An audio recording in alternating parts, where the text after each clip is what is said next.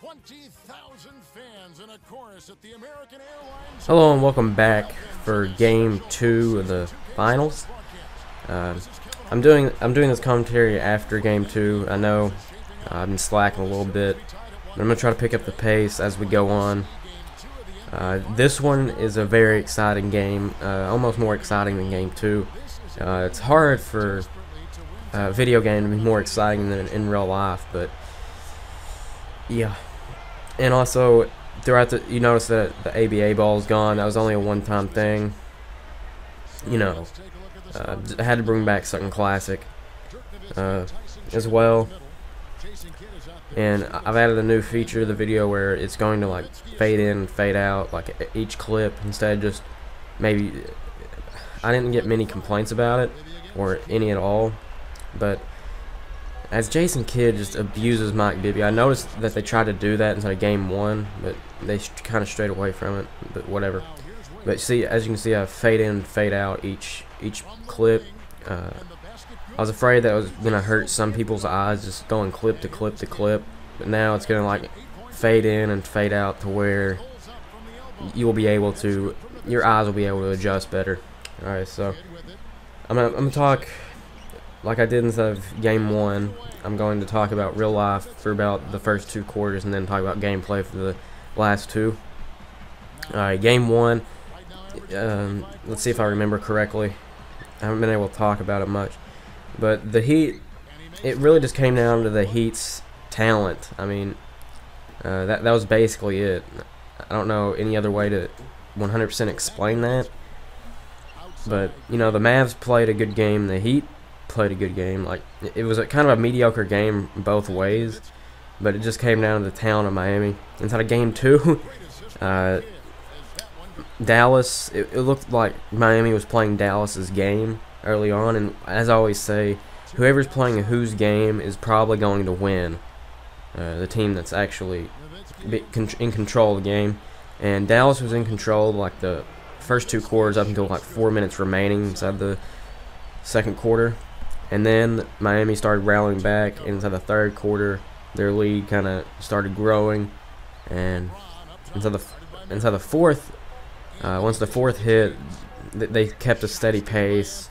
They went up by 15, and after Dwayne Wade hit a 3, and I don't know how, but the momentum somehow shifted to Dallas, and they went on, I think, what was a 20-2 run to win the game. And you know, that's crazy. That's one of the, I'm not gonna say it's one of the best games I've seen myself in person, but you know, other people have seen greater games, but it's definitely one of the better comebacks in the NBA Finals. And I mean, that was a pretty clutch win, because going down 2-0 is kind of hard to come back from, even though you have 3 games straight. But now Dallas has 3 games straight home. Let me rephrase that. 3 straight home games now. The finals has a different format than other series. I think it goes like, inside Miami's case, this is just Miami's point of view: home, home, away, away, away, home, away. I think, or no. It goes home, home, away, away, away, home, home. So yeah, if it went home away, then the away team would get more games. It would get 4 games at home, so that doesn't make sense. So that, I don't know why the finals is set up that way. I don't know who decided that, but you know, it's a pretty good format, and it proves that you have to win on the road. Either way, I mean, you can't really lose like 2 straight or 3 straight. Otherwise, it's going to be just downhill. And I mean, it really proves who the better road team is, and it really toughens teams up, because like they're not used to that format or that formation. I don't know exactly what to call it, a format or a formation, either or. But we're entering the second quarter here, and you know, Mike Bibby, he started out kind of bad inside of Game 2, but he got a little bit better once they played enough. And as kind of predicted, Dwayne Wade seems like the focus point of Miami. Like if you were to have to pick an MVP on Miami, between Dwayne Wade and LeBron, I would almost pick Dwayne because he just, for some reason, it seems like he brings a little bit more energy.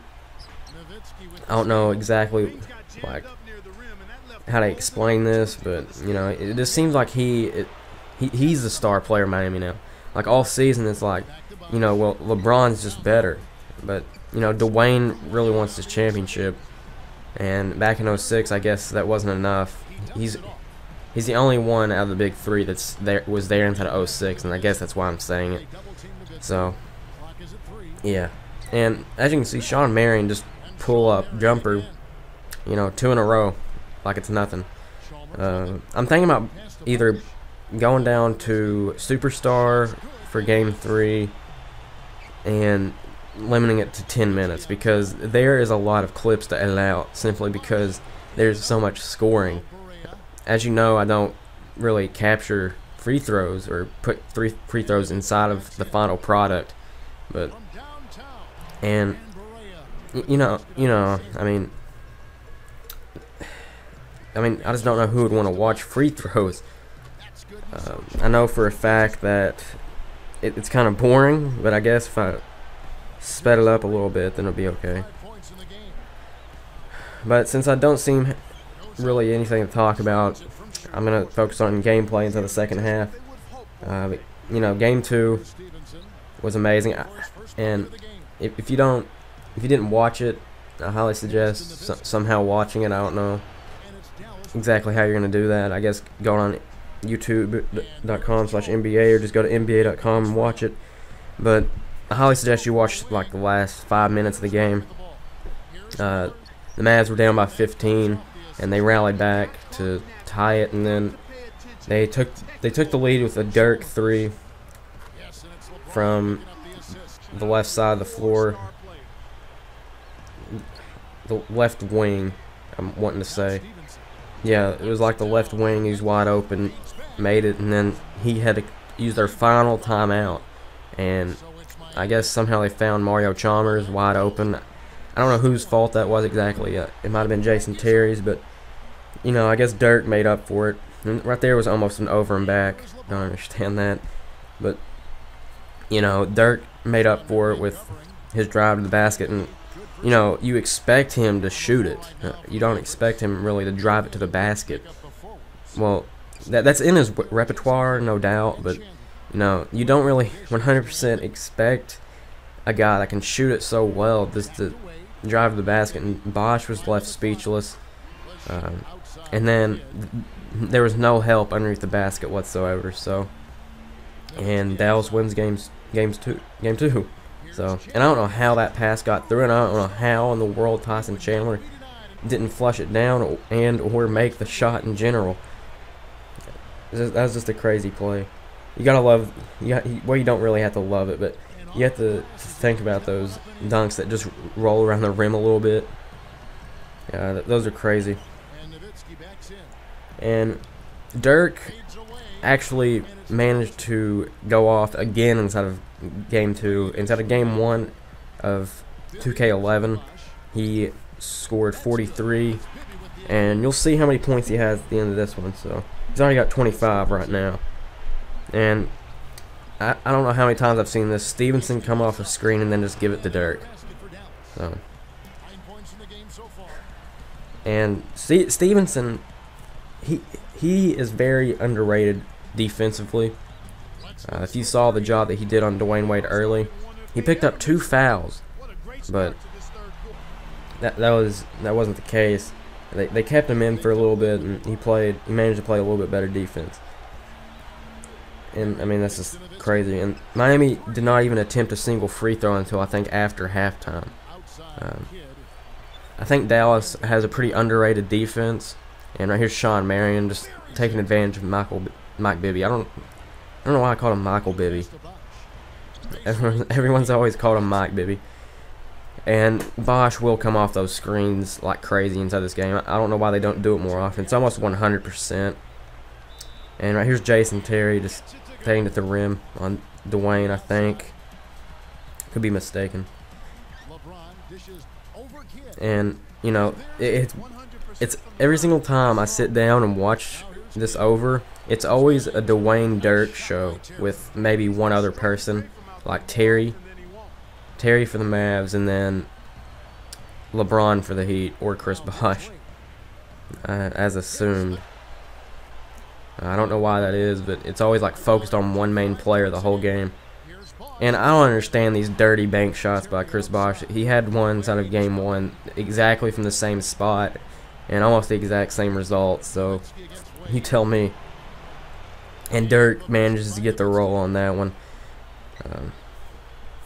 He just had the touch inside this game. That's a pretty good pass, even though it got tipped. Sometimes passes that actually get tipped are good passes, because like they're such a dynamic. But now that was just a terrible pass to the post, and it somehow didn't get stolen. But I digress. That one somehow didn't get stolen either. And then Mario Chalmers just going to drive the basket. And I didn't see much of a foul there. But, you know. And also, J.J. Barea was doing pretty good scoring-wise early on against the Heat. You know, this being his first finals ever. And being, I think he's 5'10", 5'9". I'm not 100% sure, like, how tall he is, actually. But I'm almost taller than him, so, I mean, it's crazy for him to be able to score like that. And Dirk, I've been wanting to say this.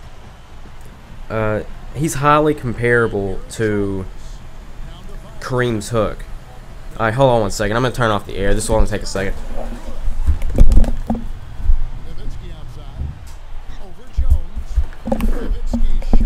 Okay, so, as I was saying, it's highly comparable to Kareem's hook, because Kareem's hook was kind of unstoppable, and I guess you can say, well, unguardable. I'll say unguardable.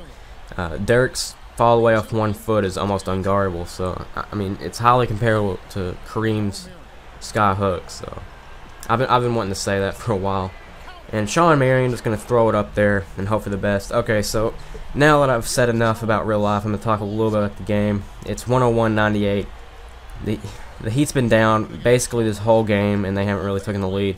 Chris Bosh, I think, had Kidd on. No, it was Brian Cardinal. So I don't know why is Brian Cardinal in the game with 5 minutes. I don't know. And the Heat actually take a 2-point lead here, but this has been Dallas's game, and they need to answer back. It gets tipped, but then they leave Dirk wide open, and for some reason he banks it from that angle. I don't understand. That's a tough angle to bank it. And cross-court pass to Mario Chalmers. He's going to sink that. And Dirk's hyped. Or not Dirk, but Big Z's hyped. And then James somehow hanging in the air and gets it to go. They're up by 4. Dallas has got to answer. And Terry pulls up from downtown. Yeah, he's been having a great series so far. James tries to answer back, but Joel Anthony just with a casual jump shot from about 5 feet. And then they left Kidd open to the corner, and he's going to be able to knock this down. He's more of a shooter now than he ever was, so that's something you got to watch for. Miami goes up by 4 with 1:54 remaining. Now Kidd is going to go to work, give it to Dirk, and he's got that sort of hesitation, but then Shawn Marion out of completely nowhere just jams it back down. They leave Jason Terry wide open, and they take a 1-point lead. Off the inbound, they gamble, and it's not going to pay off for them because LeBron James is just going to walk it straight in. And after some free throws by Miami, after fouling by Dallas, they're down by 2. Jason Kidd has 10 seconds on the clock. Let's see what he can do. He's going to pull up for 3. Shawn Marion's going to get the board out to Terry for 3. Got it! And they're going to go up by 1, and Jason the Jet Terry is hyped. Off the inbounds here. Joel Anthony going to feed it to Mario. Mario to LeBron for the win. No good. And Dallas takes Game 1 and Game 2 on the road. Hope you guys have enjoyed, and as always, have a nice day.